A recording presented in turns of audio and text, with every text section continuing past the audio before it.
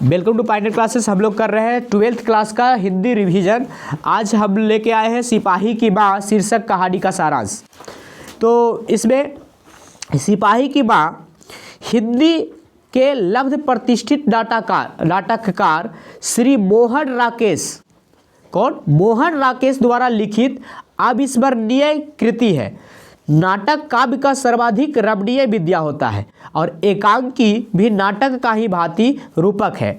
यह दृश्य काव्य की परिधि में आता है। सिपाही की माँ द्वितीय विश्व युद्ध की पृष्ठभूमि पर लिखित एक मौलिक विचार को प्रस्तुत करने वाली एकांकी है, नाटक है। क्या कब की? द्वितीय विश्व युद्ध की।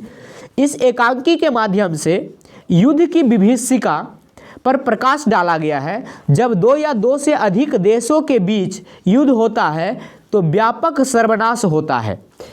युद्ध एक गंभीर समस्या है। प्राचीन काल में अवार्चनिक काल तथा युद्ध की विभीषिका में हजारों लाखों लोग हताहत हुए। द्वितीय विश्व युद्ध में जर्मनी के खिलाफ ब्रिटिश साम्राज्य लड़ रहे थे। भारतीय सिपाही अंग्रेजों के पक्ष से लड़ रहे थे।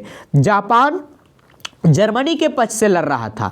भारतीय फौज बर्मा की लड़ाई में जूझ रही थी। इस एकांकी का नायक मानक बर्मा के युद्ध में है। इस एकांकी का नायक कौन है? मानक। हीरो का नाम है मानक। तो मानक बर्मा से युद्ध में लड़ रहा था। मानक की माँ का नाम था विष्णी। मानक की माँ का नाम था विष्णी। वह एक वृद्ध महिला थी। उसकी एक बेटी मुन्नी। उसकी बेटी क्या थी? मुन्नी। मतलब मानक की बहन थी मुन्नी और विष्णी की बेटी। वह अपने बेटे मानक को इसलिए फौज में नौकरी में भेजा है कि जो वेतन मिलेगा उससे मुन्नी का विवाह करेगी। मानक की माँ विष्णी एक दयालु और उदार स्त्री है। माँ बेटे के पत्र का इंतजार करते रहती है। गांव में डाकिया आता है लेकिन मानक का पत्र नहीं आता। युद्ध के बारे में अनेक तरह की अफवाहें फैली हुई है। मानक की मां को सदैव यह आशंका बनी रहती है कि कहीं उसके बेटे का कुछ हो न जाए। वह सदैव डरते रहती है। वह अपने बेटे के पल पल के समाचार जानना चाहती है लेकिन उसे अपने बेटे की कोई समाचार नहीं मिलता। सिपाही की मां विष्णी गहरी नींद में स्वप्न देखती है कि उसका बेटा घायल अवस्था में भागता हुआ घर आया है। वह मां से लपट जाता है। उसका पीछा करता हुआ एक सिपाही की आत्मा भी आता है। दोनों एक दूसरे से लड़ने का प्रयत्न करते हैं। मानक का पीछा करने वाला सिपाही बताता है कि मानक क्रूर है, बहसी है, जानवर है। उसने निर्दयता से युद्ध के मैदान में सिपाहियों का वध किया है। वह इसे नहीं छोड़ेगा। मानक की मां कहती है कि वह दोनों को समझाती है कि वे आपस में न लड़े। मानक उठकर अपने शत्रु से लड़ने लगता है।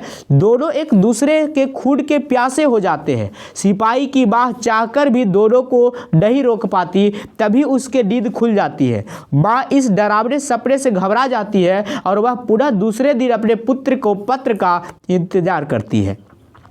इस प्रकार हम देखते हैं कि प्रस्तुत एकांकी में युद्ध में लड़ने वाले सिपाही के परिजन अत्यंत चिंतित रहते हैं। उनके प्राण उनके परिवारों के लिए मूल्यवान होते हैं लेकिन वे युद्ध में उन्मादी होते हैं। प्रत्येक फौजी दूसरे पक्ष के लोगों को देखते ही गोली मार देते हैं, जिनसे इनका कोई जान पहचान नहीं, जिनसे कोई व्यक्तिगत दुश्मनी नहीं। उसे मौका मिलते ही खत्म कर देते हैं। युद्ध में की गई हिंसा बहादुरी कहलाती है। जो सिपाही जितने अधिक दुश्मनों को मार सके वह उतना वीर कहलाएगा। लेकिन मानवीयता की कसौटी से युद्ध में की गई निर्हंस हत्या उचित नहीं है। यही इस एकांकी का मूल विषय वस्तु है। प्रत्येक व्यक्ति का जीवन उसके परिवार और समाज के लिए अत्यंत महत्वपूर्ण है। युद्ध में की गई हत्या भी हिंसा ही होती है।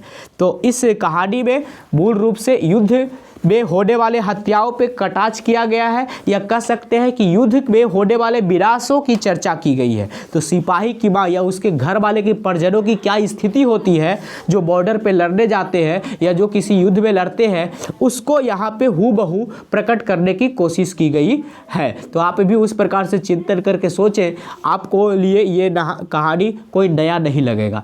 ठीक है, तो चूंकि एक मनोभावी कहानी है। गुड लक, फिर मिलेंगे अगले चैप्टर में अगले कहानी के साथ।